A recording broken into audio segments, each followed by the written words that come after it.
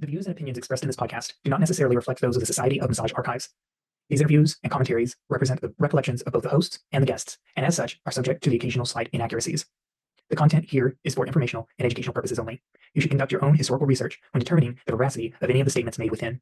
Before we jump into today's episode, I want to take a moment to introduce an important book that comes up regularly throughout our discussions. This is The Emergence of the Massage Therapy Profession in North America, A History in Archetypes by Dr. Patricia Benjamin. This book was published 10 years ago, and it remains one of the only two books ever written that extensively documents the history of massage therapy. Considering how long massage has been practiced, it's surprising how little has been written about its professional evolution. But this book in particular provides a deep dive into the key moments, people, and challenges that have shaped modern massage therapy, making this book an invaluable resource for anyone interested in our history. Now here's the challenge. The Emergence of the Massage Therapy Profession in North America was originally published by Curties-Overzet, a Canadian publisher that is no longer in business. That means physical copies can be difficult to find, especially in the United States. The book is available in both paperback and ebook formats. For ordering information, look on the website of the Sutherland Chan Massage Therapy School in Toronto, Canada, under the heading Our Publishing Company, formerly Curties-Overzet Publications. All right, with that bit of context, let's get into today's episode. Greetings and welcome to the Hands of History podcast, a production of the Society of Massage Archives, where we delve into the rich tapestry of massage therapy's past, explore its evolution, and share the stories that have shaped this vital practice. Today is Monday, March 24th, 2025. I am your host, Kirby Clark Ellis, and I'm joined today with Dr. Patricia Benjamin. Pat Benjamin is a licensed massage therapist, educator, and author who has been researching and writing about the history of massage therapy for over 3 decades. She holds a doctoral degree from Purdue University in leisure studies with a concentration in historic preservation. After graduating from massage school in the early 1980s, during a period of dynamic growth in the profession, she became intrigued by the stories of its early days. She is a former AMTA National Historian and has periodically written about massage history in the Massage Therapy Journal to enlighten and inspire with stories about the profession's past.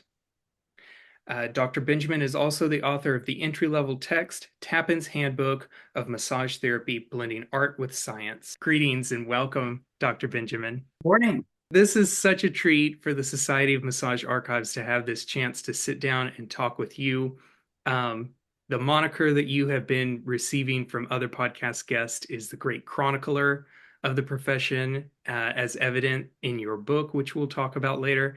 And it's so inspiring to get to talk to you, and I can't wait for this conversation. Very good. You got some questions for me, I hear. Yes, absolutely. Of course we do. I want to start off, can we talk about your background and your journey, what initially drew you to massage therapy in the first place? Well, my massage therapy was a second or third career, depending on how you want to break it out for me. I've always been in the general broad field of health and fitness.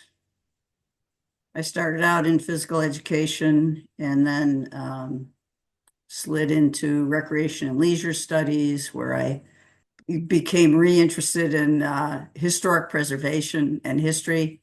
And so it actually started back when I was doing my undergraduate work in physical education, where I was introduced to the history of physical education.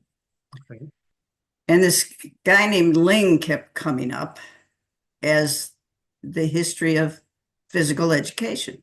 Okay. And it really intrigued me. And I've discovered, I think, maybe for the first time, that history was more than wars and presidents and all those things that they teach you in high school. And it could be something that was relevant to me, in my personal life. And then I became, fascinated by all of that. And then I guess we'll fast forward a little bit to my massage therapy education. Okay. And this guy Ling kept coming up again. And I thought, oh, there's something there. There's something common, something linking the two. And of course, my interest in physical education or in massage therapy had to do with my interest in physical education because it was all about health and fitness. It was just a different mode, different modality. And I became aware when I was studying physical education that there was a side program that I didn't really get into too much, but it had to do with using movement to help people recover from injuries and illness. And the part that didn't carry over into physical education was massage. But if you look at the history, they're intricately linked. And physical education just kind of went out off in the movement aspect. And then massage therapy carried a little bit of that in the passive movements and hands-on work. So it all kind of went together, after a while. So I became interested in massage therapy. I was at the University of Illinois, Chicago as an assistant professor Wow. in recreation and leisure studies. And they had a program. It was in their recreation, the student recreation department. And so I thought, I think I'd like to do that. And so I did that. It was a little workshop. And I was, we had people were laying on the floor. This was when would this have been? The early 80s. And so people were laying on the floor. We're doing a little massage, And I said to the teacher, I said, where can I go to learn more of this? And he said, oh, I only know one place, and that was Bob and Jim's School of Massage, Chicago School of Massage, that had just started up in the last few years before that. Really? Yeah. So I thought, all right, I'll look into this. Well, I'd already gotten a bachelor's, master's, PhD. I thought, oh, one more school program, what the heck? Yeah. So, yeah.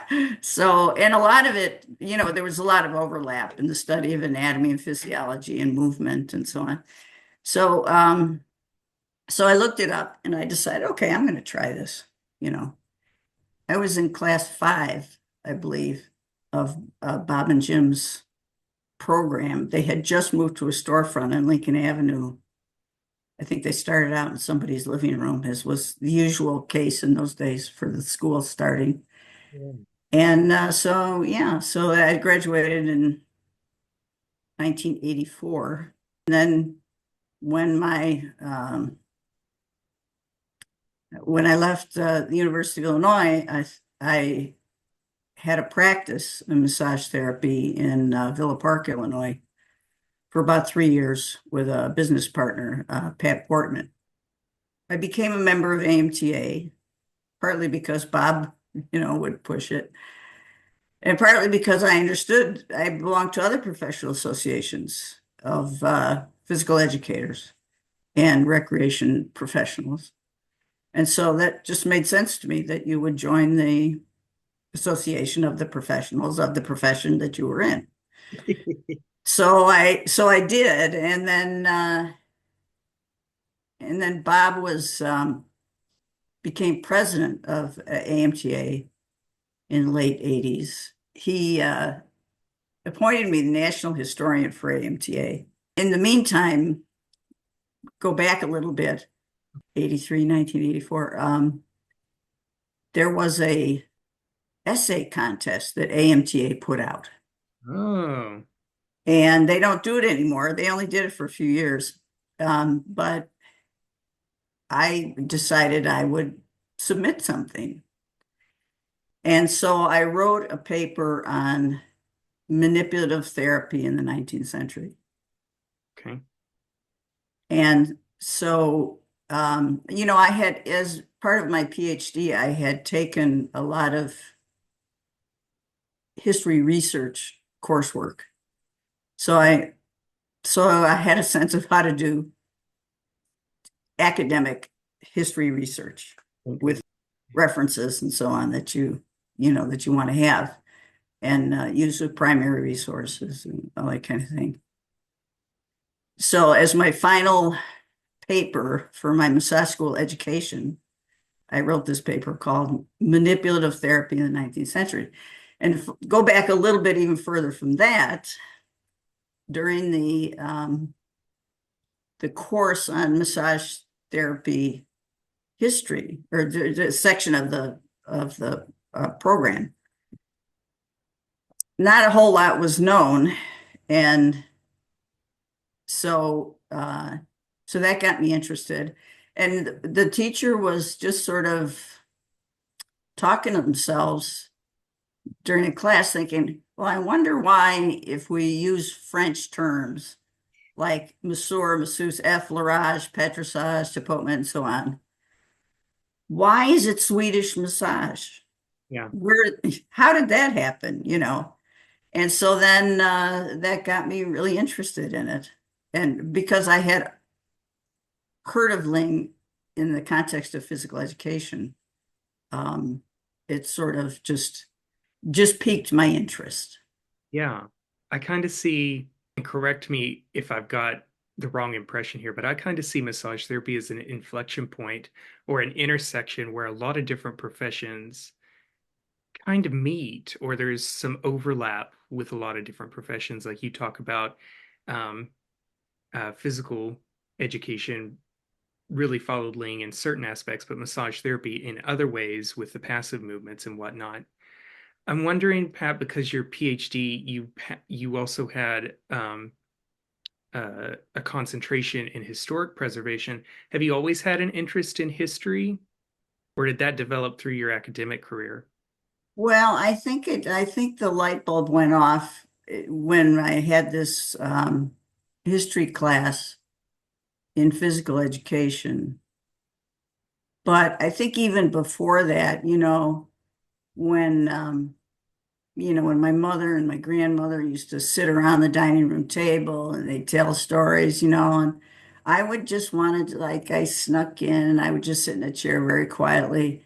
And I was always interested, in listening to them and about things that had happened in the past. And in fact, now I do a lot of genealogy research, and I'm writing up some of the biographies of my ancestors. But I think it started back then, but I wasn't really interested, maybe to a certain extent, of the wars and all the stuff they teach you in history class. But it really didn't grab me until I had that class in the history of physical education, where I could see the social history that was bigger than just what was going on in the military history or the history of the country. But there were signs of little echoes of history all around us. If you just paid attention, you could see them, everywhere. Yeah. And so then I became interested in one of the questions that really was a foundation of the book, The Emergence of the Massage Therapy Profession, was, okay, how did we get here? Why does the profession look the way it does? Yeah. Why, because it was such a diversity. When I started going to conventions in the 1980s, late 1980s, and early 1990s, you would go to the vendor hall, and there were people of such a diversity. There were the new agey kind of approach to massage therapy, and then there was the medical approach to massage therapy, and there was the sports massage people, and there were this I'm going to call it the old-timey Swedish massage, people, and from that were, had joined in the 50s, and so there was this just huge diversity of people, and it's like, how did we get here? How did we get here? And so that was the basic question of the book, was how did we get there? Well, when I started writing the book, I had one idea of how we got here. And then as I was writing, I was just going back further and further and finding more and more links, and sort of putting together the pieces of the puzzle, or connecting the dots of how we got here. And I decided to limit it to North America. Smart, I think. Yeah, for starters. Although some, there's a lot of European history of massage therapy in that history. But I decided North America, and then back to colonial days. So, why not start at the beginning? So I did that. And originally I had only thought about doing the United States, but then I wanted to work with a publisher, and Curties-Overzet Publications was the publisher who was most likely to publish something like this.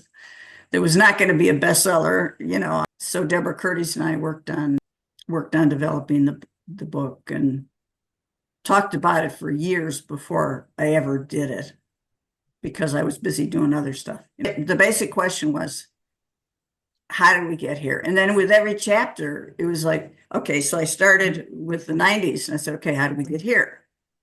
Well, how did they get there? Well, how did they get there? Well, how did they? And you could trace it back if I did it methodically, and I learned a lot. Let me ask you, so you've talked about the motivation for the book.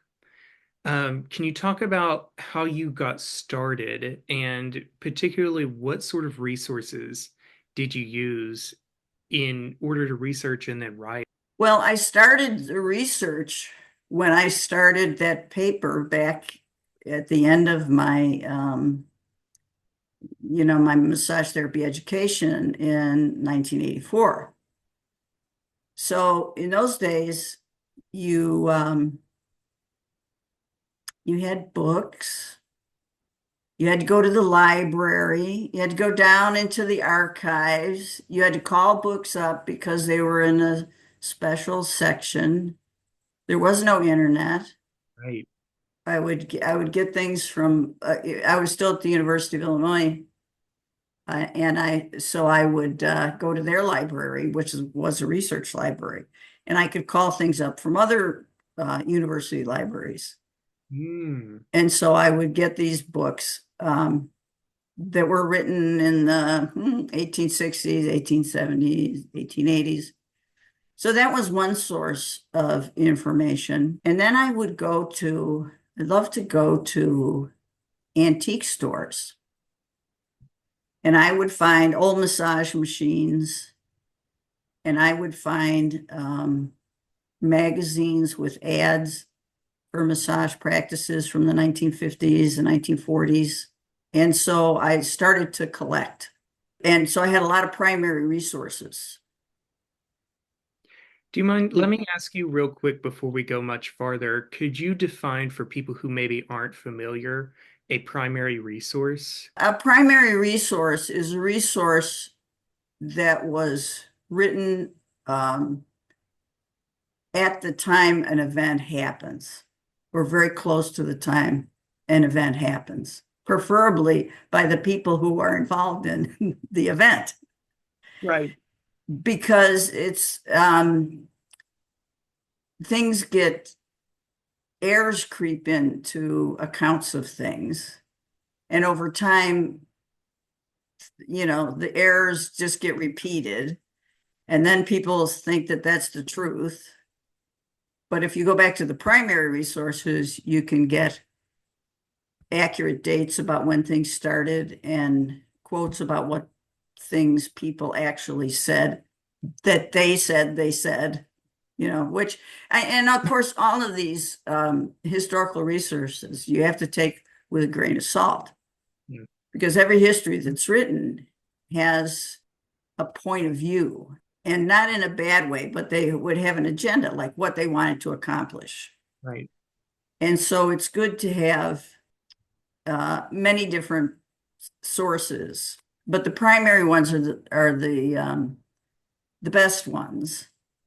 And by the time we got to when I was looking at the history of massage therapy initially, there were a whole lot of inaccuracies and assumptions that were not correct. You don't which say. When I looked into it, I was able to figure out the closer to the truth because of using primary resources instead of a history that was written in a massage therapy textbook, for example. Right. That sounds particularly challenging and really time consuming, especially like finding resources with ads in magazines, and like that sounds incredibly time consuming to track down those primary resources. Did it feel that way at the time?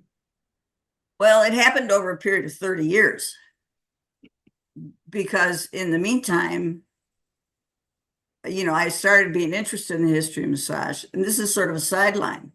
Yeah. So in the meantime, I'm having a massage practice. Then I'm involved in the AMTA. Then I'm the director of education for 2 different massage schools. Wow. And so but all the time, I'm still interested in the history of massage and writing about the history of massage over that period of time. It wasn't like I was doing that full time, except for the last 5 years when I was writing the book. Okay. Then I was more or less doing it full time. Did you ever feel a sense of urgency with collecting or writing about the history? There were times, I think there were times back in the 90s when things were changing radically.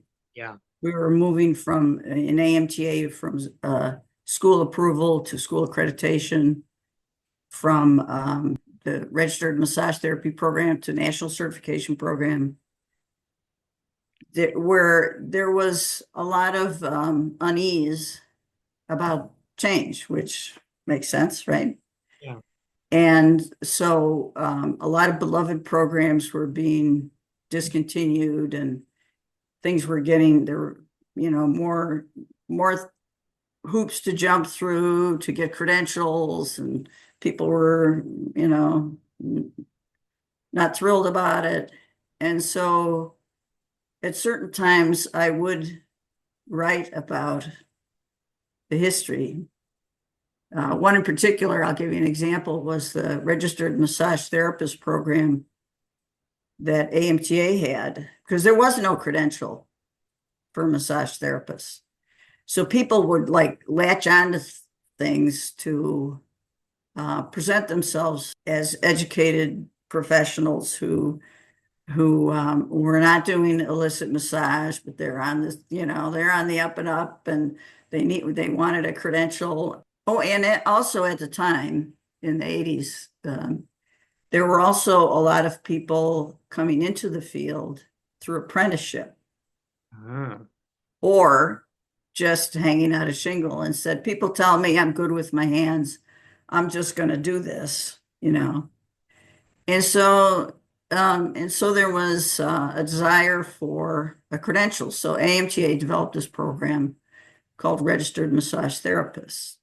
When I was director of education in the early 90s, I had the unenviable job of telling them that their program, their beloved, program, which they had invested a lot of time and effort into developing and getting these credentials, that program was being discontinued. Wow.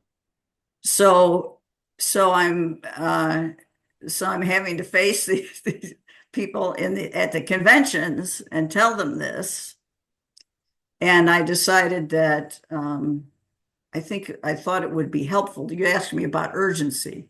So Yeah. this is a case where I felt it was urgent to explain where the RMT program had come from and why it's had its day, and now it needed to be retired, and this new credential, national certification, which had a different standards, different level of standards, and therefore different recognition by other professionals in, and for example, in the medical arena, that why it was time to let it go and move on. And so the history of the program, it was really interesting for me to try to track it down, what the history was. And then because people, they forget, over time how things developed. So I tracked it down and was able to write what I thought was at least an answer to, where it had come. It was really the right thing to do at the time, and that now the times were changing and we needed to move on. So history allowed me to explain that, that bridge between the old and what was coming on the scene. I'm curious was there a lot of interest in history at the time? Was that well received in that particular instance?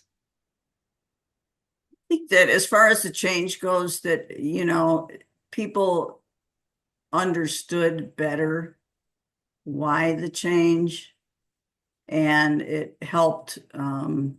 They still didn't like it, Yeah. but at least for me, it gave me some, as the sort of overseeing this process.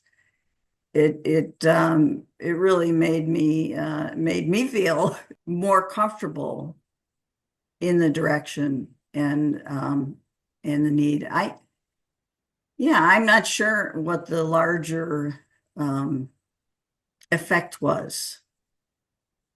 Although what I found is when you start talking about history, they won't go after it themselves a lot of times. Yeah. But once you start talking about it, they're like, oh, that's so interesting. That's really interesting. Look at this, look at that, And so I think it helped a little bit. I want to, if we could circle back real quick, back to your entry level and even your pre-massage days. You kept using words recreation and leisure. Mhm. For those of us who don't come from academia, certainly myself being one of them, could you also define for us leisure, recreation? Because I know that comes with a lot of loaded connotation, certainly these days, when referred to massage therapy. Oh, well, it didn't have anything to do with massage therapy. What it had to do with parks and recreation. Ah. Where my bachelor's degree and my master's are in physical education and education. And then I decided to pivot toward recreation and leisure studies, which was the name of the program at Purdue, where I studied. And basically it was the study of what people do when they're not working, what people choose to do with their lives when they're not working and in retirement. And I did a lot of study in recreation facility management, recreation program development and management. And then as part of that,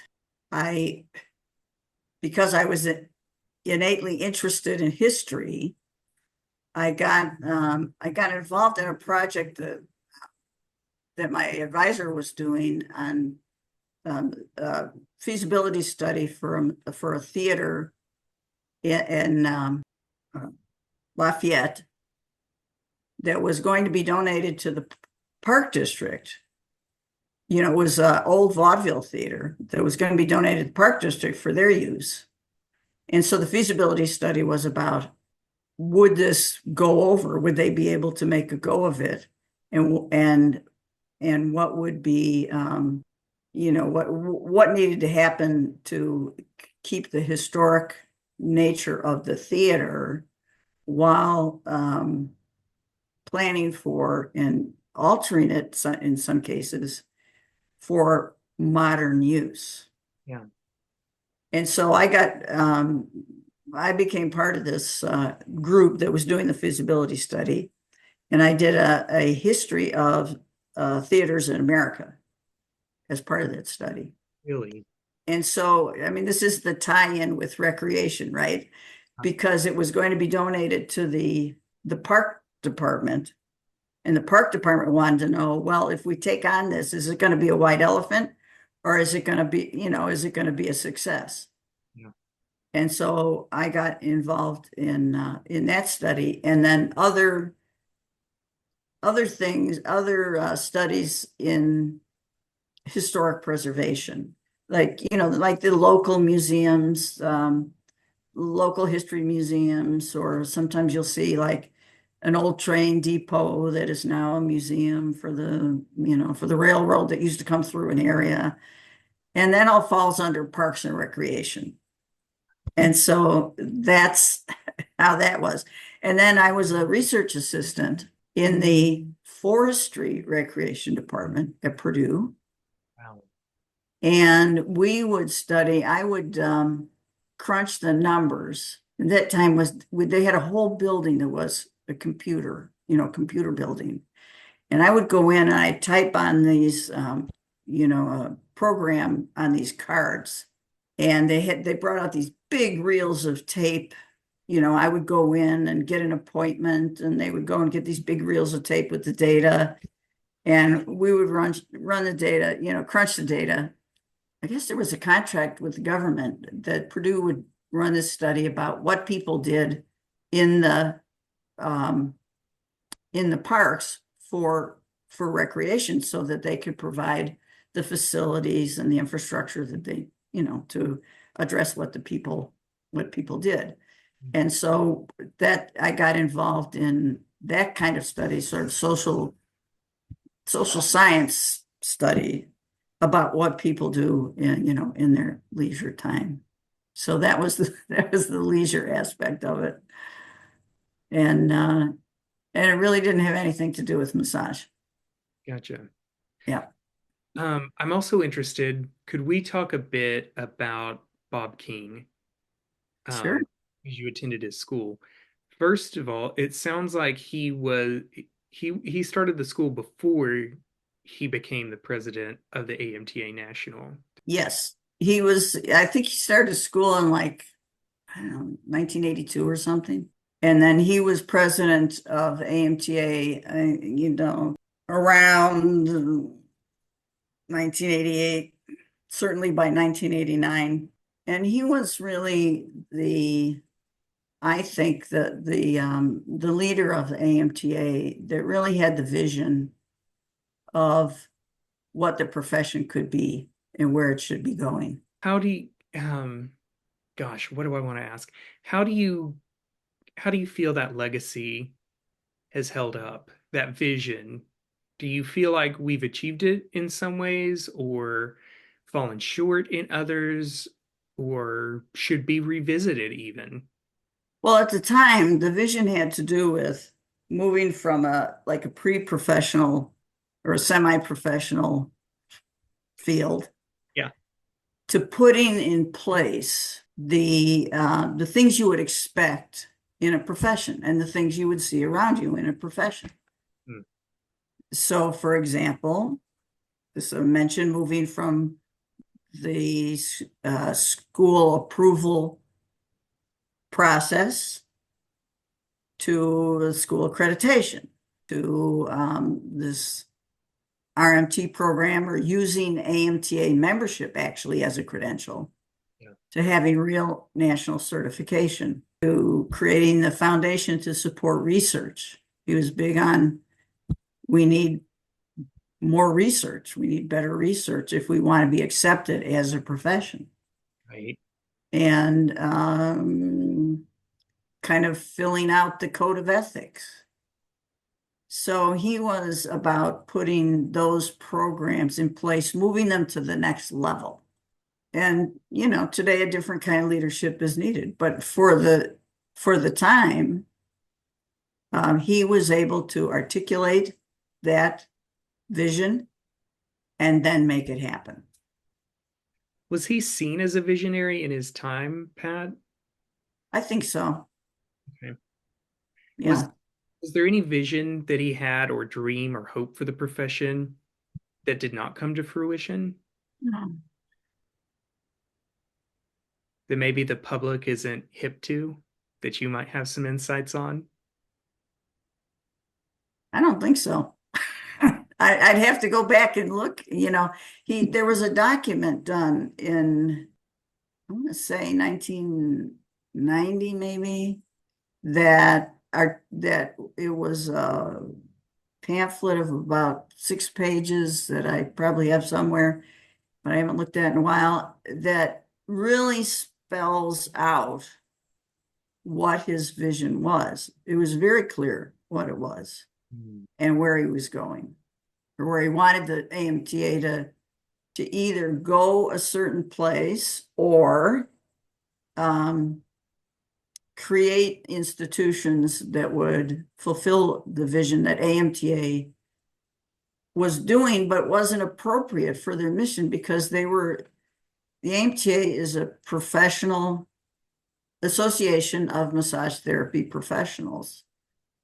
And they were doing things that really belonged in a different place, like a national certification board, like, you know, like the school accreditation program. So really it was part of what was happening, as I'm thinking about it now, was that programs were moving out of the AMTA so that they could focus on the people, the professionals, and supporting them through the programs that they support people in education, particularly.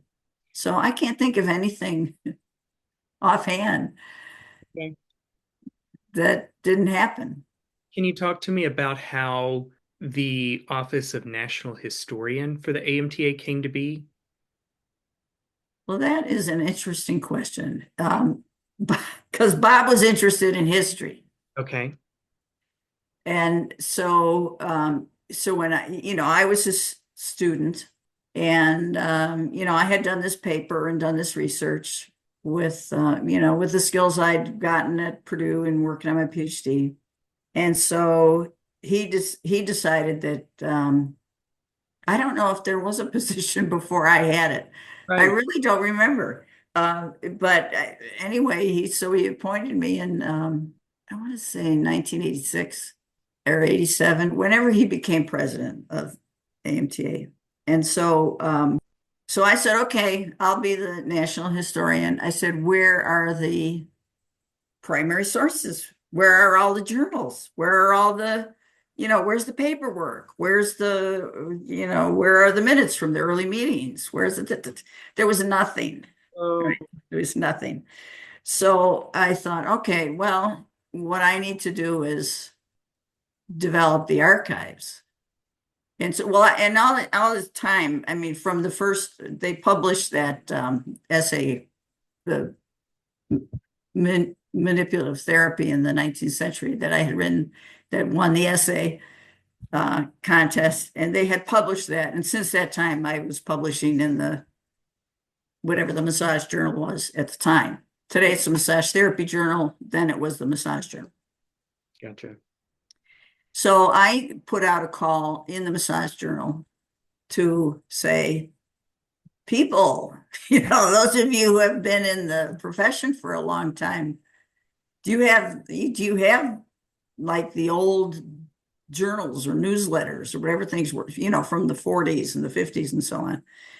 And so the first big stash of primary resources that I got was from Ruth Williams, Ah, because she had been president, I believe, in the 50s, if not the late 40s, maybe the 50s. But anyway, she had saved all her journals and she was retiring. I actually met Ruth once at a convention early on. And so that was the beginning of the archives. Well, then I had something to work with. I had some information, because other than that, there was no information to be historian of. There were no resources. So I collected them from people. Well, once I started writing articles as national historian, I wrote articles okay. about AMTA history in the Massage Journal.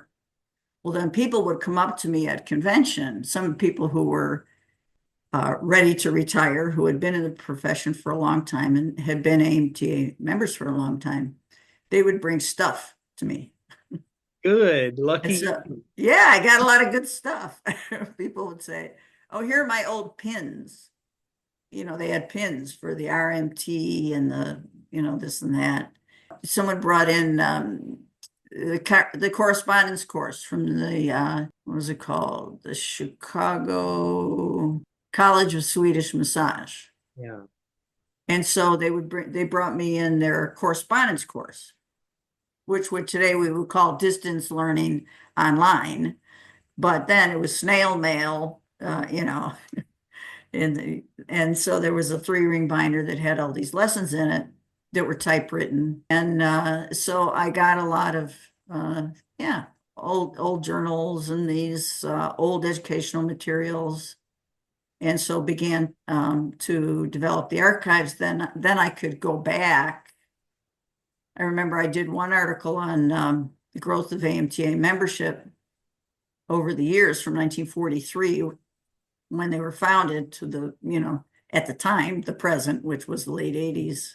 Yeah. And you could see it was just, it was just very gradually, maybe a couple hundred people. And then all of a sudden in the 80s, zip, it just went crazy, because people were coming into the profession through the New Age movement. So, so then I did that till 1993. This is also, well, let me ask first, but this is also a good segue. I want to know, did you have a successor at 93? I don't believe so. I don't know that there ever was another historian. Yeah. It was a moment in time. Well, thank goodness for it, right? Because amassing that collection and developing, creating, founding the archives for AMTA, I just thank God Bob had the vision and you had the wherewithal to make that happen for us. It's not, to my knowledge, it's not an accessible archive of the AMTA's history, but thank goodness it at least exists somewhere, right?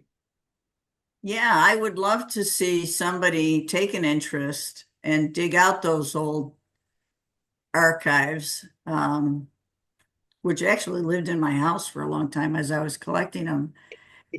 And then when the AMTA, this is a whole other story, but when AMTA, and this happened while I was involved with it, where they would have an office in somebody's, whoever was the president would like collect things from when their presidency. But then when the next president came along, everything is gone because it didn't carry over. Yeah. Well, we had when they decided that they were going to headquarter in Chicago, or maybe it was just as they were deciding they were going to headquarter in the Chicago area, they had a floor of a 3-flat that one of the members owned on Sheridan Road in Chicago, and that was the offices, because we were moving from AMTA was moving from being totally volunteer driven with maybe one or two paid part-time people to having a real staff. It was growing so much, it really needed to make that leap into having professional staff. But we were meeting in this apartment. Well, then when they moved to Evanston, where they are now, then they had more room and resources to take the archives, which had been in my house, and to find a place there. But I think most of the things are in storage. And there are a few things that they took, like some of the pins. And last time I was in there, which might have been 20 years ago, they had them framed and were up on the wall, and were more visible. But if you'd go in and you'd say, I'd like to see the massage journals or at that time it was the American Association of Masseurs and Masseuses. Right. And I believe that their publication was called The Masseur. Yes. I'd love to see those scanned and online. Right. Because they're really fascinating. It gives you a sense of who the people were that were doing the work and holding on to professionalism as it was in those days. And, who were these people that decided they wanted to do this? This might be a selfish question. Can you articulate what that fascination is for you, Pat? Why you find the history and those documents and those people fascinating? Well, it's one aspect of my general, I don't know, innate interest in the past and how things got to be the way they are today, and looking at particularly, and I tried to make this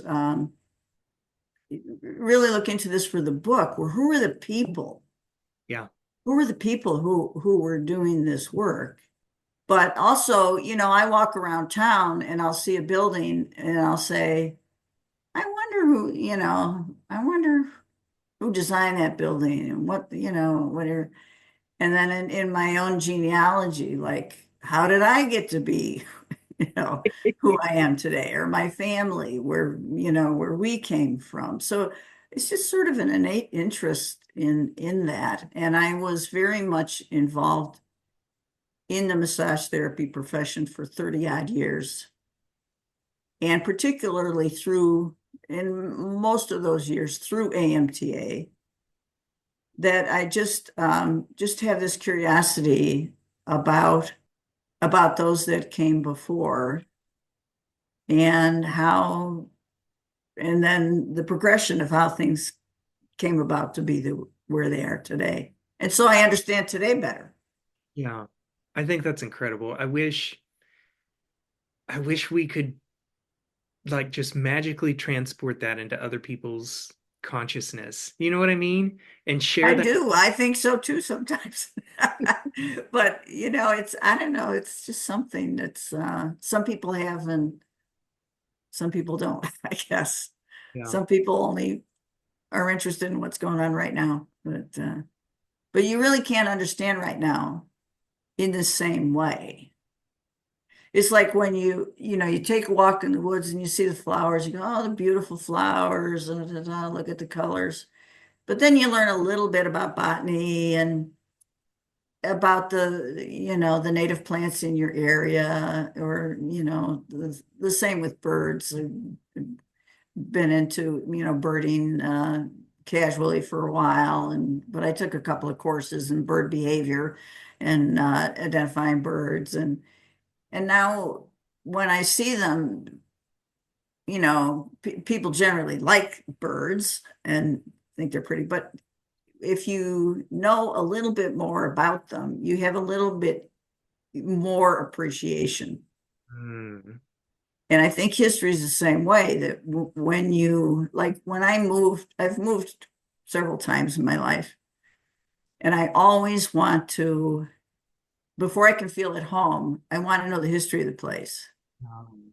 because it gives me, I don't know, a sense back in time about a place.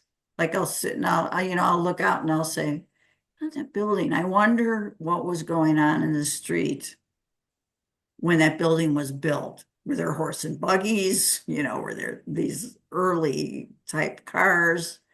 And it always gives me more of a feeling of belonging, let's say, if I know the history. And so I always search for it. That's beautiful, Pat. Yeah. I would like to certainly consider myself in the same camp with you. Particularly, I'm in agreement with you. I really wish that those AMTA archives were scanned and more easily accessible, especially for the volunteers. I feel, as a former AMTA volunteer, I feel like I think it could be really helpful if you understand your individual chapters, those who came before you, why they were interested, what they sought valuable within their own state, right? I don't think, I get the sense that AMTA doesn't use those archives as much to what their potential could be. I agree. I agree. I'd love to see them maybe. And nowadays, you don't have to make them physically available for people to come in and look at, and so have staff involved in it. If you scan them, that's the first step of just getting that information out there so that people who are interested have access to those primary materials. You have to find somebody on staff that says, oh yeah, I think that's a good idea. And then, and then have volunteers do the work, which is getting easier and easier with all the scanning apps on their phones and stuff like that.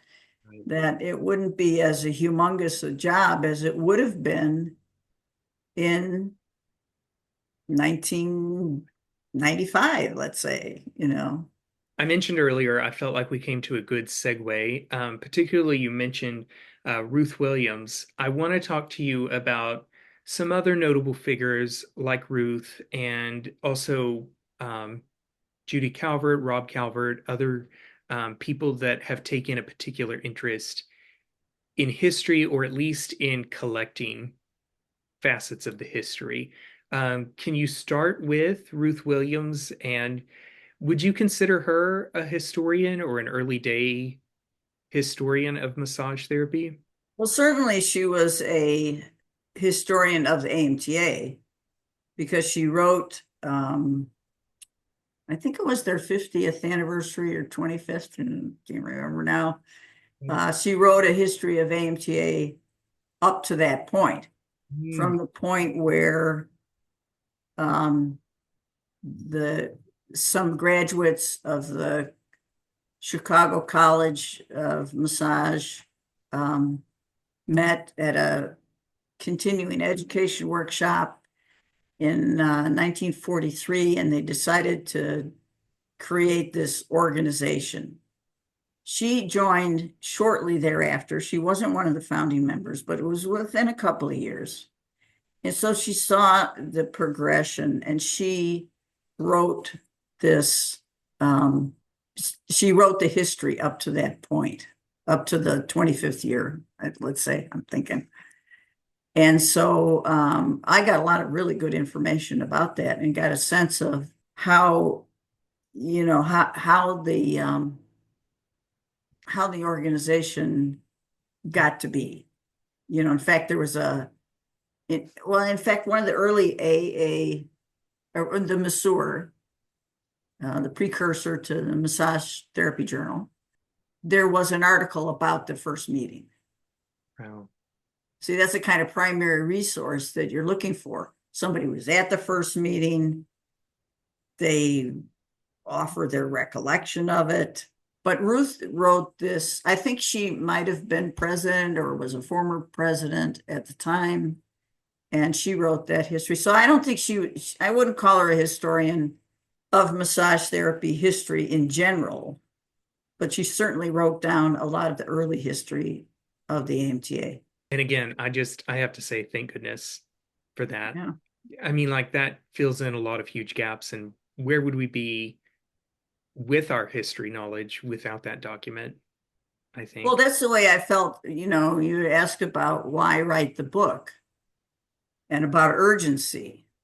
Well, I didn't exactly feel an urgency, but I felt it would be really a shame if the history of the 90s that were so pivotal, the early 90s, of when the occupation of, massage therapists, let's say, when things shifted to becoming more professional in the sense of what other professions, the institutions that other professions have and the credentials that other professions have, that I didn't see anybody noting that who was going to do that, and I happened to have been in the thick of it as both the historian, just sort of interested in how things progressed, and also then of the director of education, and seeing pretty,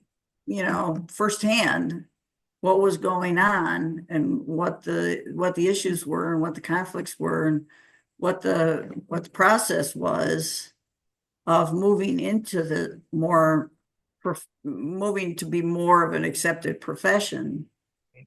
I felt I was in a really good position to do that. And if I didn't do it, who was going to do it? Nobody I could see. Right. And part of it was that most of the players, the school owners, other people in the profession, officials in AMTA and other organizations, other massage and bodywork organizations, they were doing their thing. They weren't historians. They weren't interested in necessarily documenting what went on. But I felt that, at least from one perspective, I could document and name names, name some of the people who wouldn't have been remembered. Yeah. Don't we You at least know, owe that to them? The ones that did all of the heavy lifting for the rest of us, don't we owe that to them to oh remember? yes, I thought so. And of course, there were some that didn't get named. That there was always the ones who were in the limelight as a chair of something of a board or something. But then there were all the other people who did behind the scenes work or were supportive in a very crucial way. Right. So we just name the ones we can, that's another thing about history, that you have to remember that the ones who are named, well, okay, that's one group. But then for every one of them, there were, many, many others who made something happen, Right. whose names did not, who didn't get passed down, or they're buried in minutes of meetings or something. Right. Yeah. You also bring up to mind an interesting question. I consider myself an amateur historian, at least of the massage therapy profession. And one thing that I struggle with, and I want to ask you your perspective, this idea of there's a separation between history makers, people who are doing, and history recorders. Do you feel that there is a divide in that? It's something that I certainly um, feel compelled to balance. But I wonder if you have the same feelings.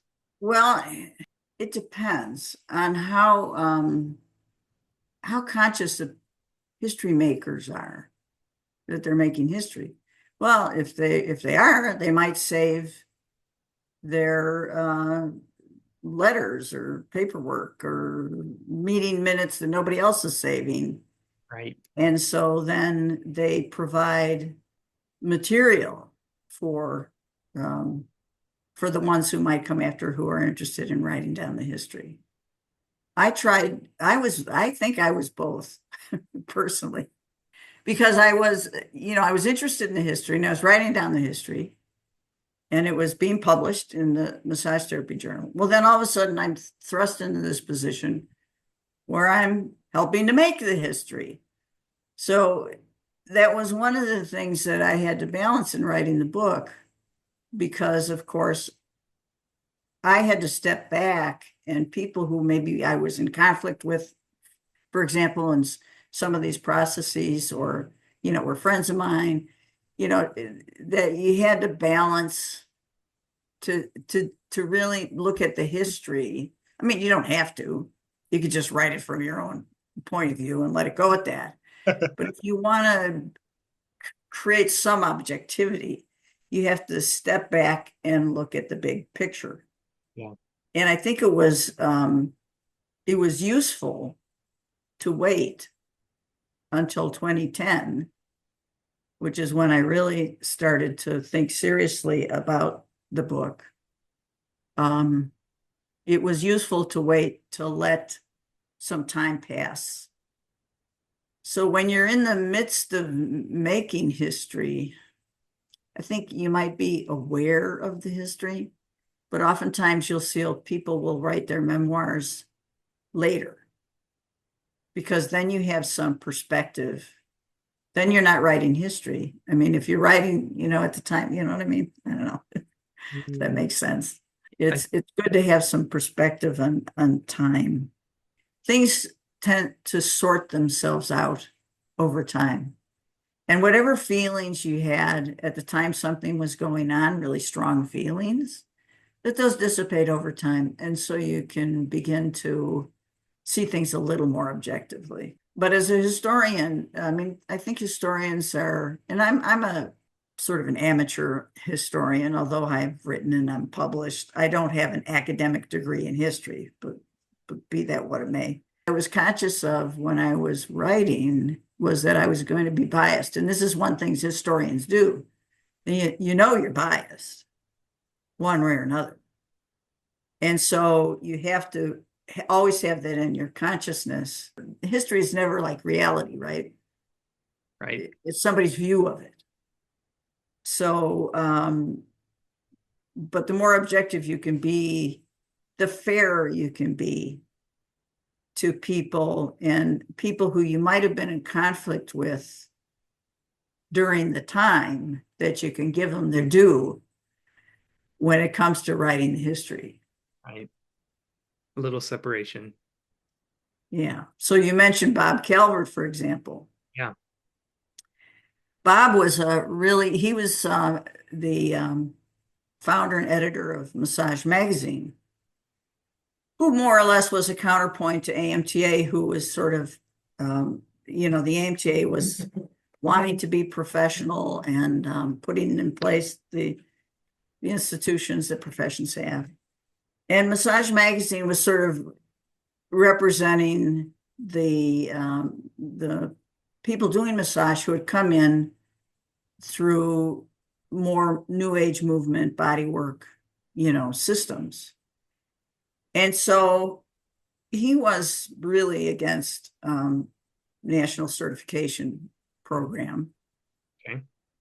And with good reason, if your values are that you didn't want to see the heart and soul of doing the massage work get lost in the paperwork and the hoops you have to jump through in order to be a recognized profession today. He sponsored, and I don't know if it's through Massage and Bodywork Magazine, or it was Bob Calvert and his interest. These in 1989 in particular, although there were 3 or 4 of these, called them summits, head, heart, and hands summits, and people from many diverse backgrounds came to these summits and talked about national certification. And a lot of them were very emotional about not wanting any part of it. Yeah. And what's AMTA doing? They're doing something that's going to affect us, which was true. and how can they do this? And we don't want this. And, and so Bob was like a leader. It was a voice for that, that viewpoint. And so I remember once Bob King and I, this was, let's say 1989, we went to one of these summits. And I think the national certification process had already happened, developing national certification. Okay. And so, Bob's wearing a suit and a tie, and I thought I should look nice, so I got a nice suit, And so we're giving this presentation, and I heard somebody say, "Look, it's so corporate, And this was like the worst thing that could happen, And I'm thinking, me, corporate? I don't know, But to them, this just seemed like really something they didn't want a part of. Yeah, so that was really interesting. And so in some ways, I was representing an MTA, my job. Yeah. And but I really had sympathy for the people who were not on board, with this whole direction that the profession was taking. Bob Calvert and I were sort of on different sides of the fence, but I had great respect for him. Sure. And, but those head, heart, and hands conferences, they were tough for us, walking into the AMTA, walking into this group and having to tell them things they don't want to hear, that's really hard. Yeah. I imagine it's hard to leave at the end of one of those without being scathed in some way or in multiple ways. Well, you have to be confident about, I felt bad that they were so upset. Yeah. But I had confidence that this was the direction the field needed to go. But when you're confronting people who really don't like, it's not like me personally, but but you're personifying what's happening. Right. That's a little bit tough. But I do remember another comment from that experience. When the AMTA had started the national certification process, they sent out a survey.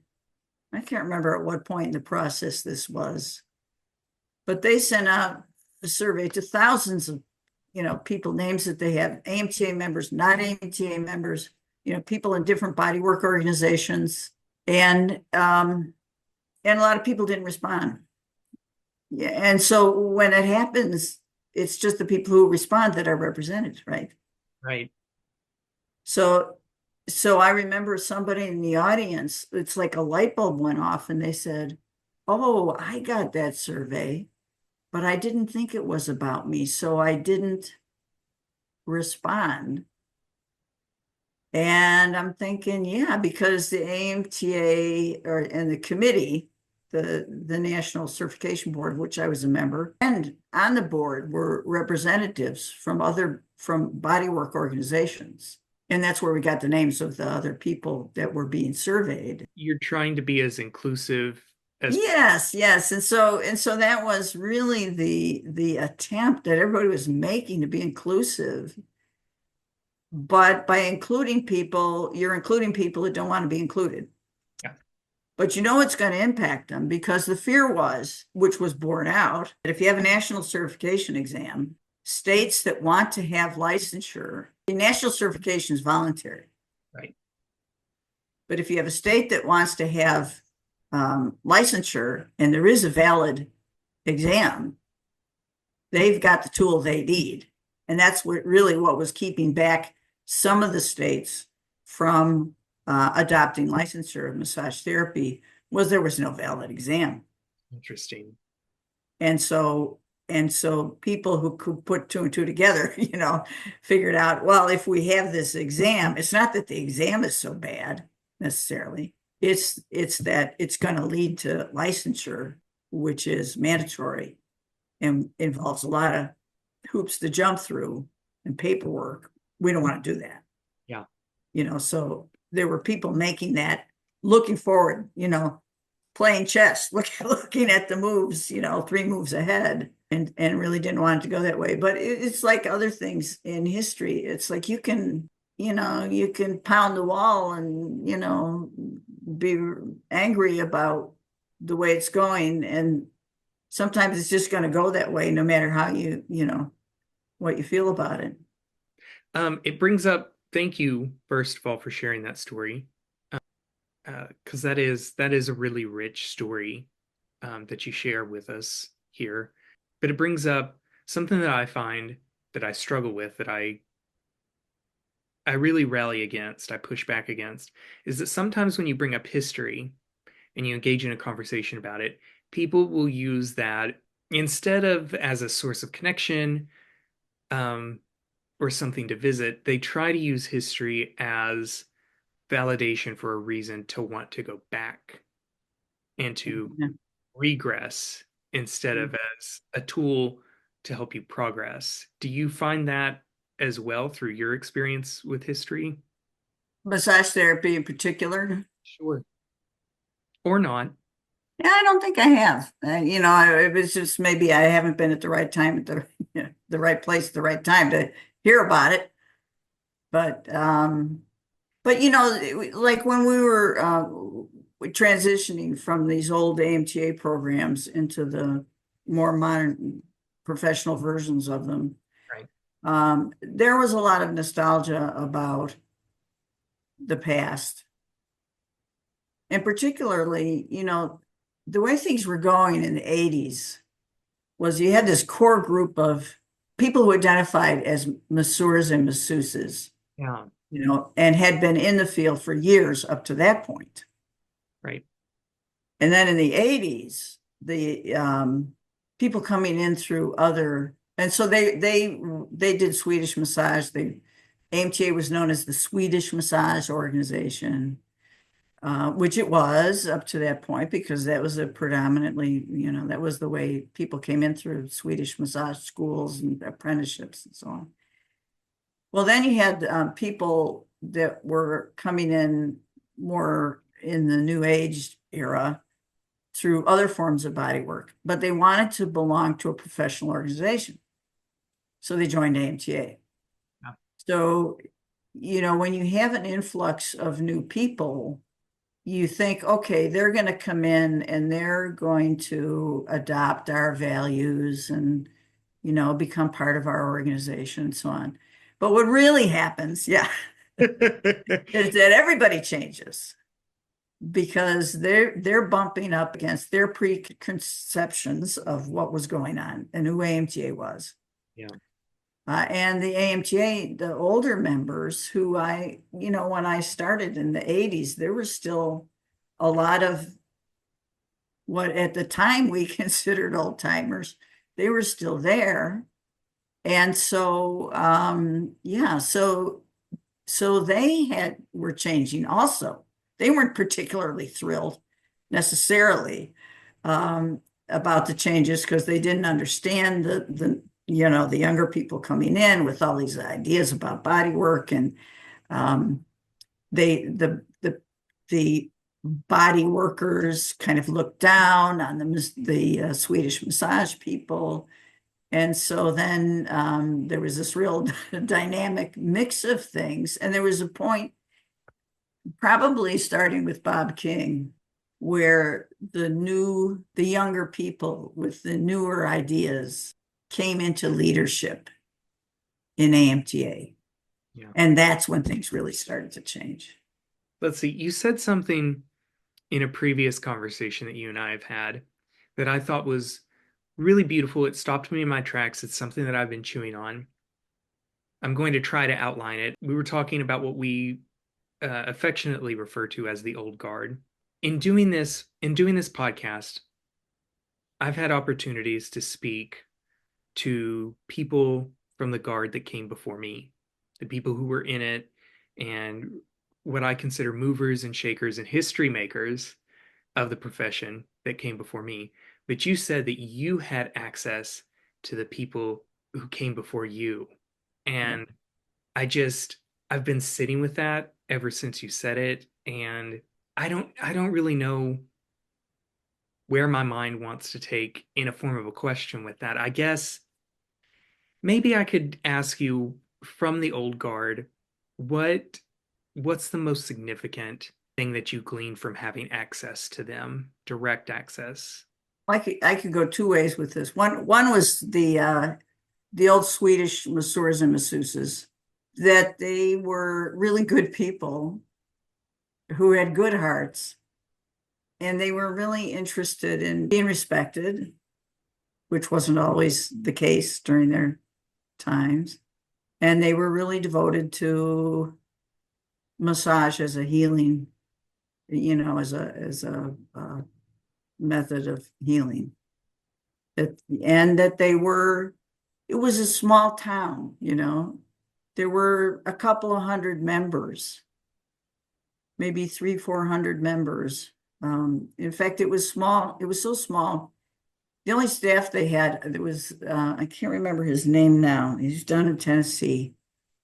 And he kept the list of AMTA members in 3x5 cards by first name. So, it was a small, special group of people that were holding this history. They were holding the lineage, the tradition.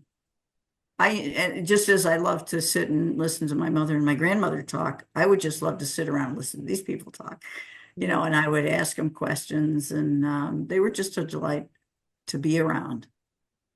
And they were very professional, not in the sense of having all the credentials that, you would go into a setting and people would ask you about your degrees and your certifications, and so, not that kind of professional, but just very ethical, very devoted to the work. Even with, they had limited knowledge in the sense that they didn't have, book learning the way that we would think schooling, the way that they do today. Right. But they carried on traditions and they had a whole lot of experience. And so they were delightful to be around. So the other old guard I wanted to talk about. Yeah, please. Was, and I didn't really, my connection to them was Fran Tappan. Fran Tappan was, she was at the University of Connecticut, and she was the chair there. I knew her after she retired. She was really a proponent of massage within physical therapy, which didn't go very far after a while, because physical therapists were, they kind of, for a time, now I go to physical therapy and they do a little bit of massage. But back in the 90s, it was just considered, that's not what we do. They were all into the movement aspect, the exercises, and so on. But Fran was always a champion of massage within physical therapy. And and she knew Mary McMillan, who was the generation before her. Whoa. So now you're getting, so Fran was got her physical therapy training through a physical education degree, by the way, in World War II. Wow. Mary McMillan was developing massage therapy as treatment in World War I. Yeah. So, so having that link back through the generations was really cool. Well, then Fran, because she was a character in her own right, when the Connecticut Center for Massage Therapy, Steve Kitts and Beverly Schoenberger, created their school, and they were of the New Age movement type of massage people, but they wanted a level of professionalism, and so Fran was right there in Connecticut, And so they asked Fran to be part of developing the curriculum at their school. And so then that little connection happened. And that's how, I became involved and took over the Tappan's Handbook when Fran retired from it. And, there's a whole other story about me meeting Fran and she was a fan of history. And so then she, admired some of the work that I was doing. So she asked me if I would take over the text, and I did. So that was that aspect. But I was the director of education at the Connecticut Center for Massage Therapy in the mid-90s. When I moved out to Connecticut to take the position, there was a summer where I needed a place to stay. And she had a little student apartment, and she would rent it out to the students at UConn. Only nobody was there because it was in the summer. So I stayed there. And so I interviewed Fran. Wow.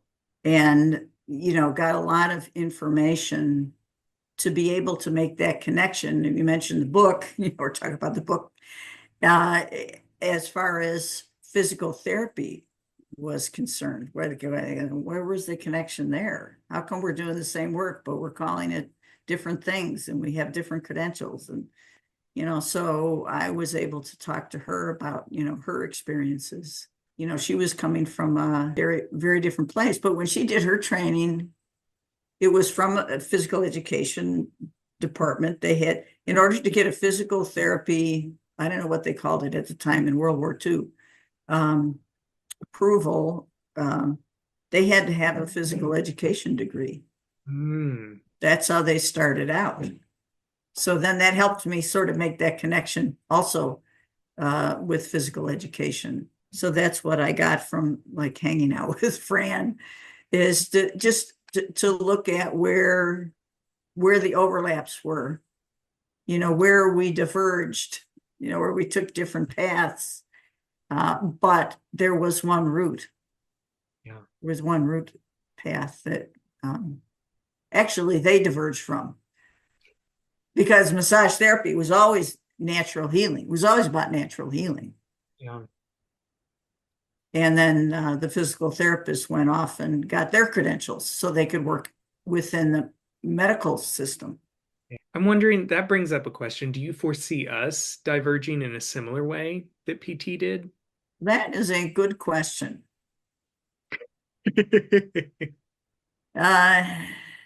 So far, no. Yeah.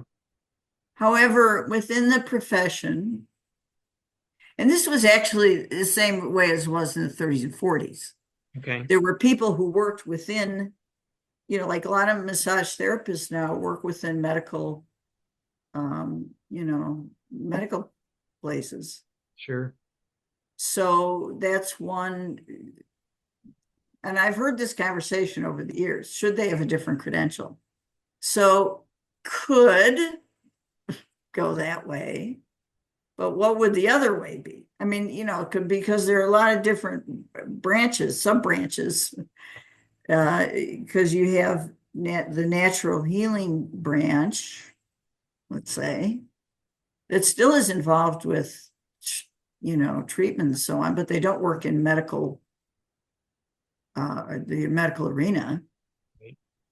And then you have the sports massage people, who is it's another fascinating branch of the history.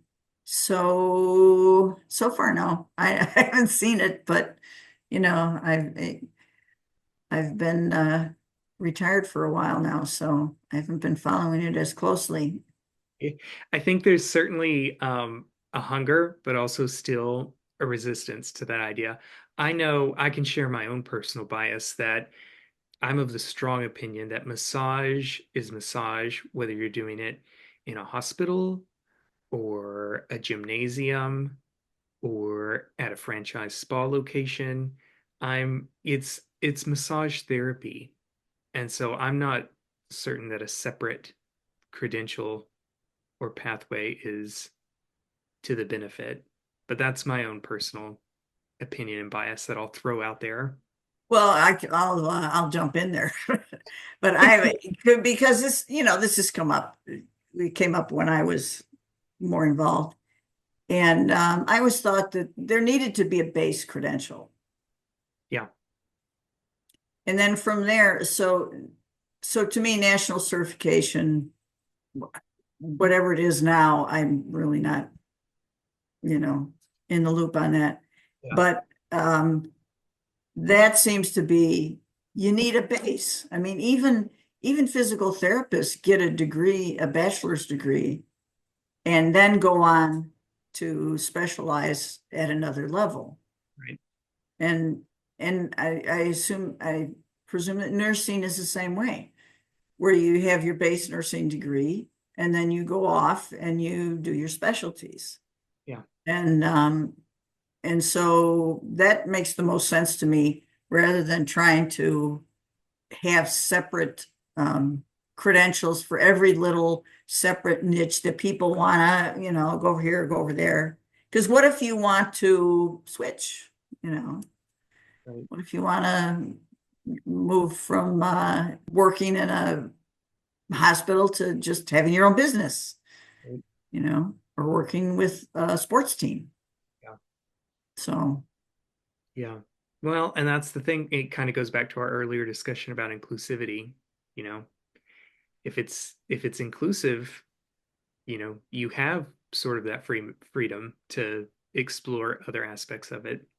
But you also bring up something interesting. It doesn't escape me, Pat, that at the time towards your start of the career, the 80s also saw this huge shift, a popular modality that started to, it wasn't created, but it was certainly developed and popularized by David Palmer, chair massage. And I understand that you attended one of the early workshops with Palmer. Good. Can you speak briefly about that experience of the first workshop and how you've seen what role you think chair massage really played at the time? Well, I think it did two things. First of all, if you look back at the history of massage, including Ling's work, a lot of it was done seated. Okay. So it's kind of revived that whole idea that you don't have to be lying flat on a table to get massage, that, you can be seated. So that was sort of the revival of that concept. Cool. But and I don't even know if he was aware of that, but he might have been, but he wanted massage to get out to more people.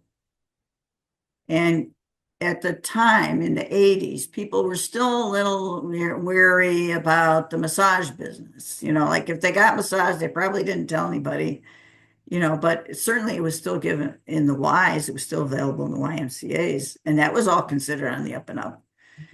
But, it had this, people were a little squeamish about being touched. And so massage chair was able to bring it out of a closed room and to make it more visible so people could get used to the idea.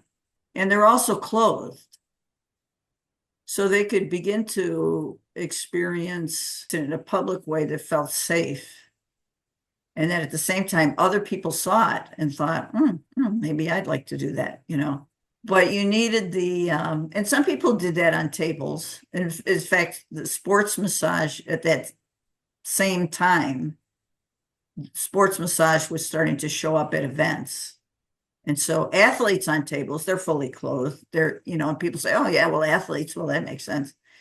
So they were able to see that, but then to make it more, more visible and portable, the massage chair was kind of ingenious, really. And I had one, and I went to there because I'm all for innovation. If it's significant, if it's not just frills, if it's really a significant shift, which I felt that the massage chair itself was significant because it brought back this tradition of massage that was seated. And it did all the things I think that David, that I understood that he had hoped for, was, making it more visible, and it took off, because, you can see, it wasn't too long before other people were designing massage chairs. Right. It was sort of an idea whose time has come. So I was real interested in it. So I thought, he came to the Chicago school a couple of years after I had graduated, still lived in Chicago. And so I was intrigued by it. So I took it and I met David, and he's quite the character. And, he's very passionate about his ideas about it, very clear about what he was intending to do. And so, so I became a fan. I've taken a couple of workshops, back in the day, on different approaches to the seated massage. Cool. Awesome. Thank you for sharing that, because Yeah. that's not something that I have really considered with as much as I've dabbled in the chair massage aspect. So yeah, reinventing that tradition of seated upright massage. Do you feel that practitioners today can benefit from an understanding of the history of massage? Of course I do, yeah. Yes, I do, because, each generation that comes along thinks that the generation before them invented massage, or, people think that massage just started to come on the scene as part of the New Age movement, with hippies, Yeah. which couldn't be further from the truth, And but every generation, unless you deliberately either talk to people or read something, you tend to have this very narrow sense of, there's, in your experience of the world, you can have a very narrow sense of place. Like, that's why travel is so wonderful, because you go out and you see the wider world is bigger than you could ever imagine sitting in your living room somewhere, even reading magazines or watching TV. To go there, you really, really get a sense of how big things are. Well, we can have the same narrowness of vision in time, where you don't understand the foundation that you're standing on, of where you came from, that you're the last one in the line, but there's a whole big line, before you. And then you can understand better. It's the same in genealogy in your own family, where, you see ideas that have carried through, something that you think is new, like seated massage. It's not new at all. It's been going on. And you have this idea of, oh yeah, we developed this new thing. Well, no, you didn't develop this new thing. There's this foundation that has come before and is just moving forward, and it'll move forward from you. And so you get a sense of not just where you've come, like, why did we need to make in the early 90s, why did we need to make this step to professionalism, not more professional in the sense of better massage therapists, but to come up to the standards that people expect. Why was that necessary for the field to move forward? Well, if you saw where it came from, you could see why that's, a little bit why that step was necessary. So yeah, you understand yourself better a little more. You understand the tradition that you're working within, in terms of even the type of techniques that you're using. Where did they come from? You get more of a respect, I think, for your field.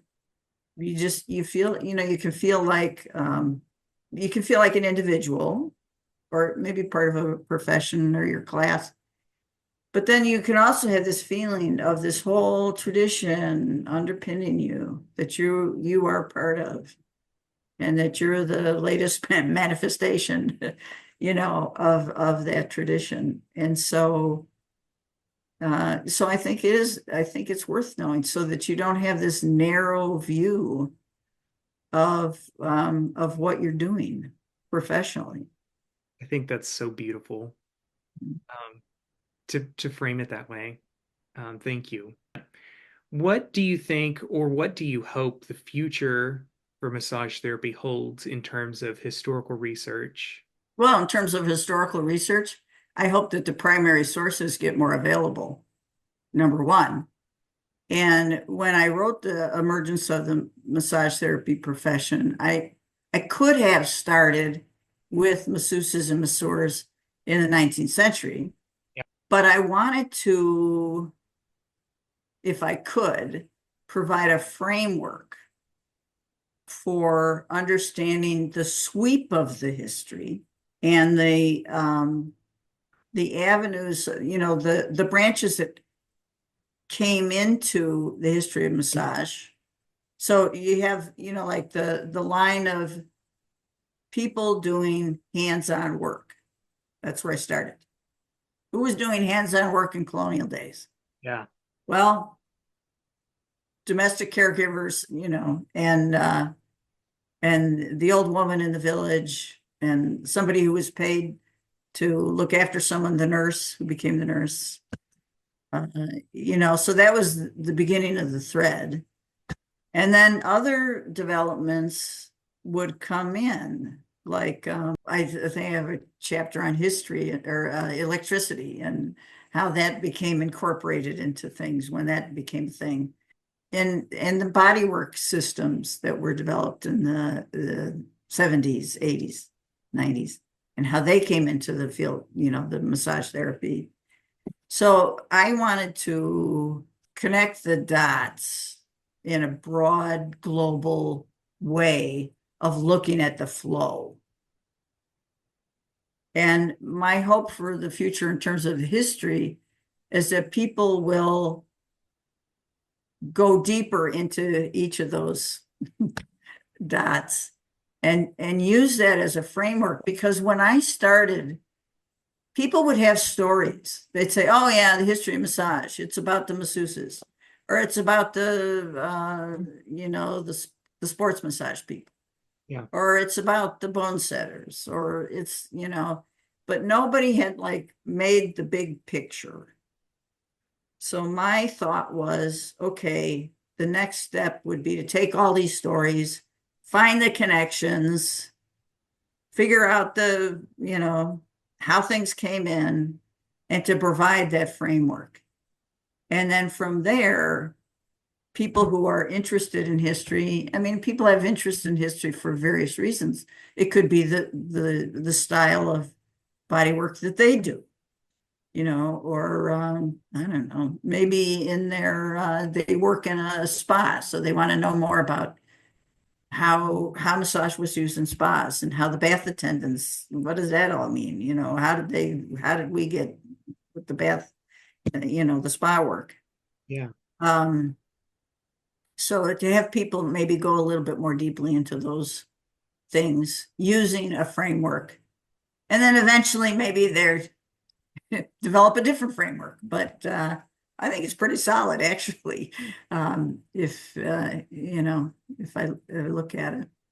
But I'm a global, how, there's different kinds of thinkers, I'm a global thinker. Like if you ask me about any particular fact, I would probably have to look it up to be sure of the exact whatever date.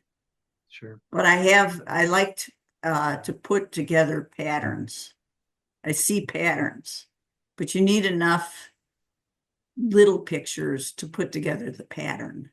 Right. And so over the 30 years that I was collecting primary resources and writing these little articles, I wrote over 35 plus articles for Massage Therapy Journal, some for Massage and Bodywork, some for Massage Magazine. Those were all the little pieces that I was collecting over 30 years. And then for the 5 years that I was putting the book together, I put together those pieces. And let me just, if I have time, I'll tell you this one of the story. Yeah, please. When I started, when Deborah Curtis agreed to, that this would be a good idea to have this massage history book, she said, okay, write me a chapter. This was like in 2010, I think. We were talking for years about it, but in 2010, I think I actually signed a contract. And so I came up with, I'm racking my brain. I've got all these little pieces, and so I wrote, my approach was going to be chronological. Yeah. Yeah. In this decade, this happened. In this decade, this happened. So I wrote this chapter, I submitted it. And, she says, Pat, this really isn't all that great.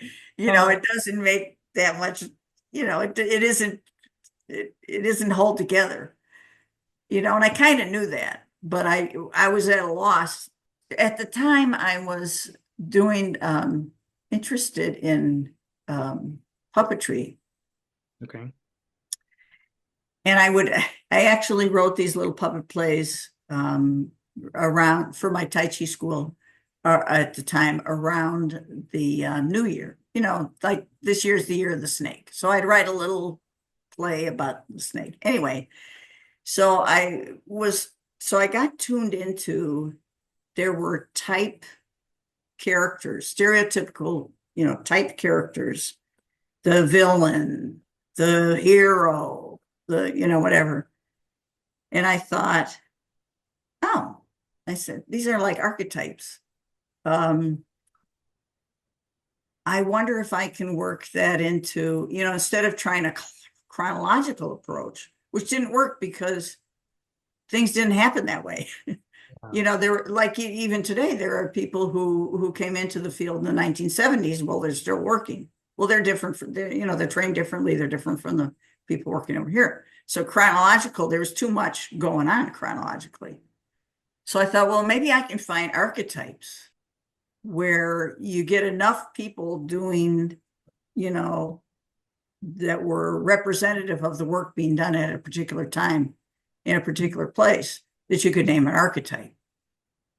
And so then I looked back at all these little pieces that I had, and I started, sort of chronologically, but also within that, looking for the archetypes of people who were doing hands-on work.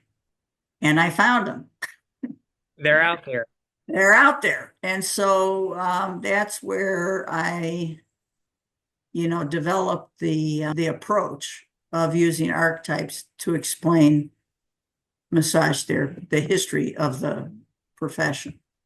And what a paradigm shift, right? To consider it that way. And also how much more engaging than chronological. Yeah. Added in archetypes. I think. Yeah, I don't know. Things just pop into my head, and that just sort of worked. And from then on, it was, once I got that framework for the book, it was putting the pieces together, and there were lots of holes in what I knew. And so I had to do some really heavy duty research and finding primary resources, which by that time, when I started, I told you, was saying I had to go to the libraries and be in all these, dark, musty places to find these books. And, well, then I could just go on the internet, and anybody can too now, and find some of these primary resources. So the book is heavily resourced because I wanted it to be a legitimate academic piece, of history. And so it's very heavily resourced, including the pictures. And so anybody that is interested in any aspect of massage therapy history can go back and look at those resources and probably find them online easily. Yeah. I have a few more questions, Pat, but I want to be respectful of your time. Do you have any advice for people who are interested or just starting to explore massage history and want to learn more?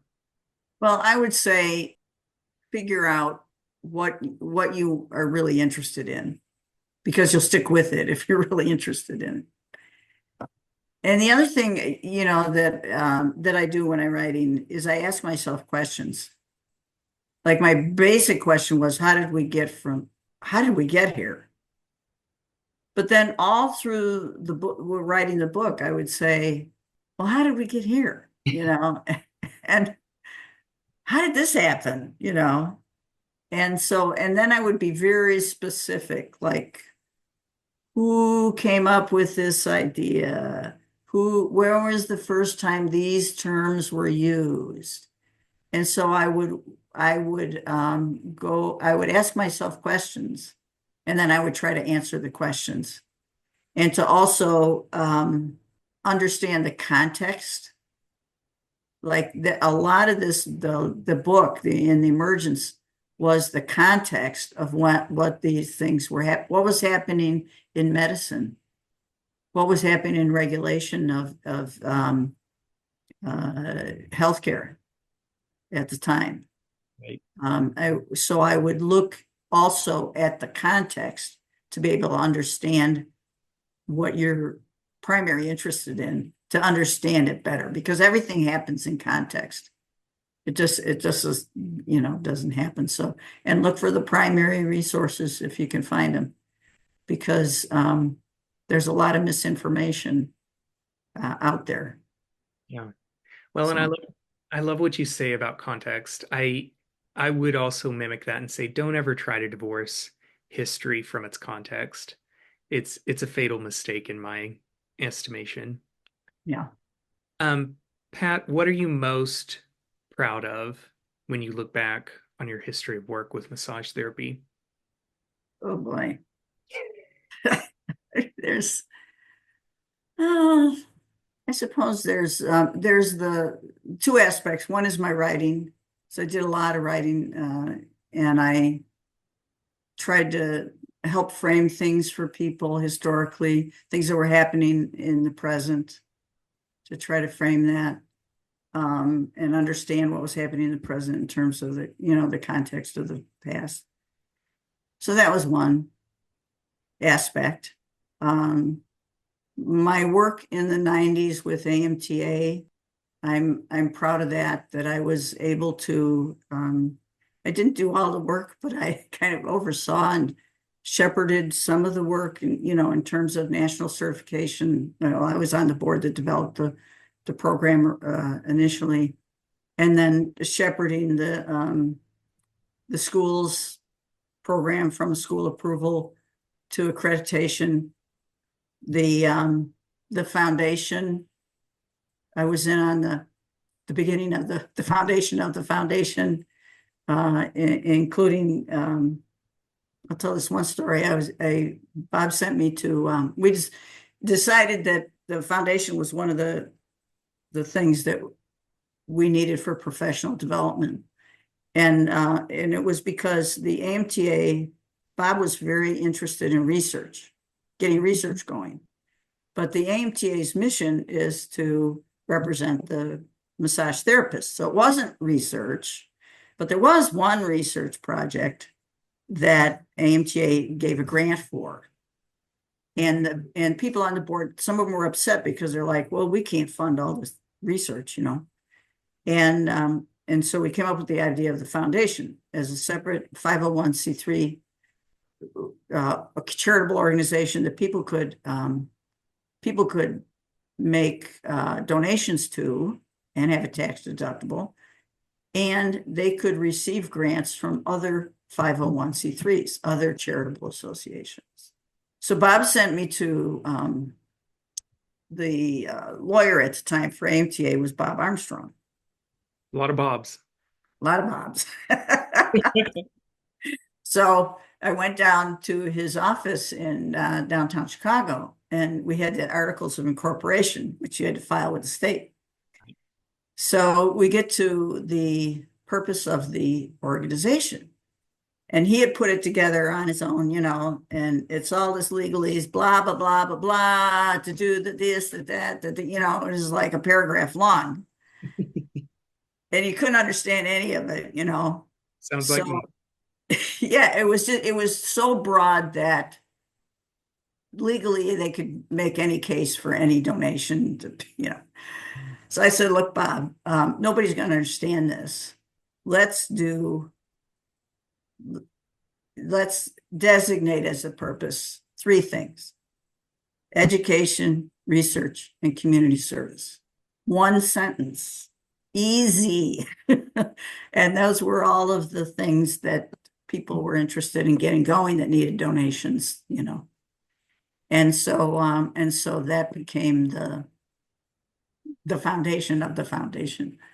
So Wow. I'm kind of proud of that. Being able to, that's one of the things I think I can do fairly well, is to take something that's really complicated and to try to say, okay, I understand what you're saying, kind of, sort of, but let's put it in English that everybody can understand. It makes for a good writer, I imagine. Well, of basic massage textbooks, yeah. Yeah. They have to be so everybody can understand it. So I'm legacy. proud of that. And of course, the book I'm proud of. Yeah. Massage therapy, the emergence of the massage therapy profession. I'm very proud to have been able to do that, and the way it turned out. Yes. And congratulations. This year is the 10-year anniversary. So congratulations on the book. Thank you. Time flies, I'm telling you. Yes, sure does. If you could pick anyone who is now deceased to have a conversation with and get their story recorded for posterity, who would you pick? Well, in terms of history, now these are anybody that's deceased, or Yeah, if I could pick up anyone who's deceased to put in your chair right now to have a podcast interview with, who do you think you wish could really participate in this? well, in terms of what we've been talking about, I think somebody like Ruth Williams from the early days of AMTA, who could speak to what it was like for a massage therapist back in those days. Right. Because let's see, things took a turn. Massage therapy had a bump in the road there right after World War II, which was right when the association was getting formed, and what it was like to be a massage therapist in those days, I think would be really interesting to hear about. Like, what effect did the war have and what their training was. And they would have known people from even before. Yeah. This is where the chain gets interesting. You knew somebody that knew somebody that knew somebody that knew somebody. So the further back you can go, you're getting firsthand information. Right. And so, that's who I would pick at this time. Awesome. By the time this episode will air, we've had 7 podcast guests. I don't think there's been one that hasn't name dropped you or talked about your book. Now that you're sitting here, who would you encourage to participate in this podcast? Who should the Society of Massage Archives have as a future guest? I think I would name, just to give a different perspective, would be Deborah Curties. Right now she's a owner and director of the Sutherland Chan School of Massage Therapy up in Toronto. She was involved in all this stuff in the early 90s. So she was involved early on. And so she would have that perspective, both of what was going on in the United States, which she was really a part of, and also of Canada. Yeah. To give, because she insisted that it had to, the book, had to be North America. So I had to learn a lot about Canada, which I didn't know a whole lot about. And I certainly didn't know about differences, Right. of what was going on up there. And, but I did learn a lot, and a lot of the history is the same. But then in the 90s, things kind of diverged a little bit. And so the regulation up there is different. but she could speak to that period in the early 90s where things were starting to cook, and there are a lot of things happening, especially within the schools.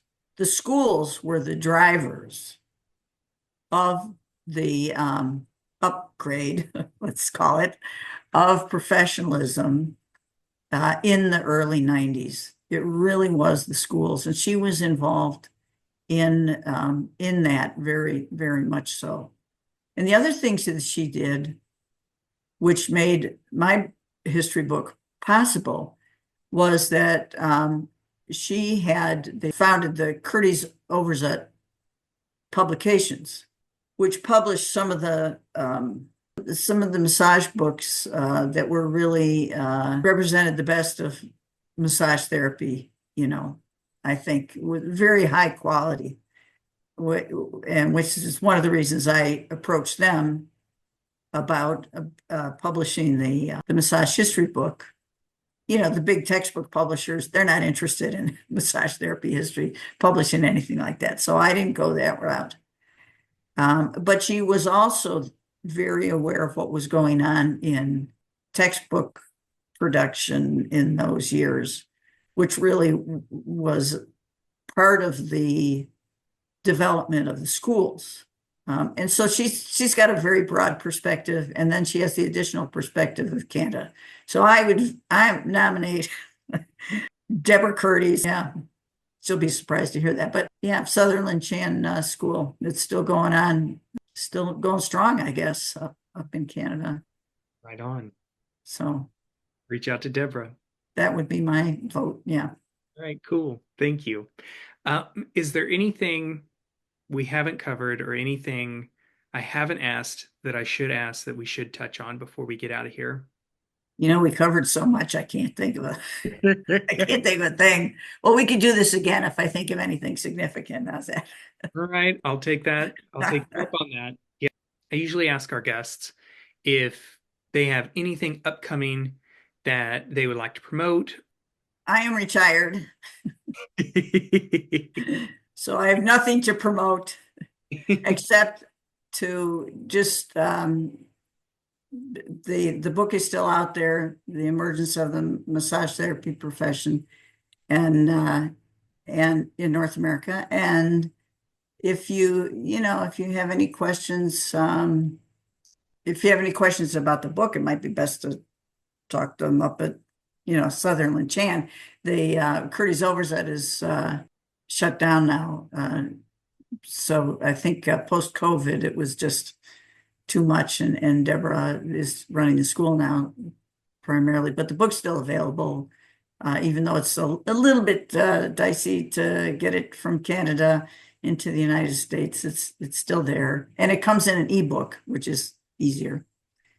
So that would be the only thing I would have really to promote. Go through Curties-Overzet, and they can forward any inquiries, or they could send them to you, and you could forward any inquiries. We're here. Yeah, because I'm really right now I'm focusing on some local organizations I'm involved with and doing Tai Chi and teaching Tai Chi. So beautiful. Excellent. And again, congratulations on retirement. Hope you're enjoying it. I am. I've done the usual retirement things of downsizing and moving, but by and large, I'm really I am enjoying myself these days. Excellent. I think you've more than earned it, for sure. Pat, Dr. Benjamin, I want to thank you for your time, even though we went over a little bit, and thank you for participating in this podcast interview with us. I hope that this is certainly not the last time you and I have a conversation. Well, thank you for inviting me, and I tried to avoid it, but I've really enjoyed it. So thank you very much. Oh, good. Thanks so much, Pat.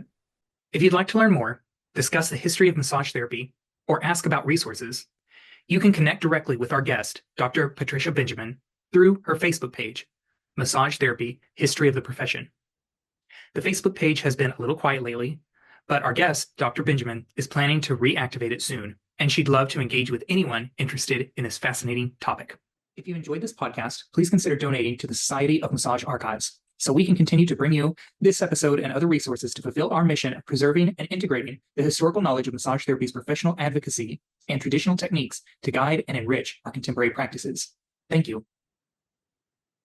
You have been listening to the Hands of History podcast, a production of the Society of Massage Archives. You can learn more about the Society at societyofmassagearchives.org. We are also on Facebook and Instagram. Do you know someone whose hands have helped shape the practice of massage?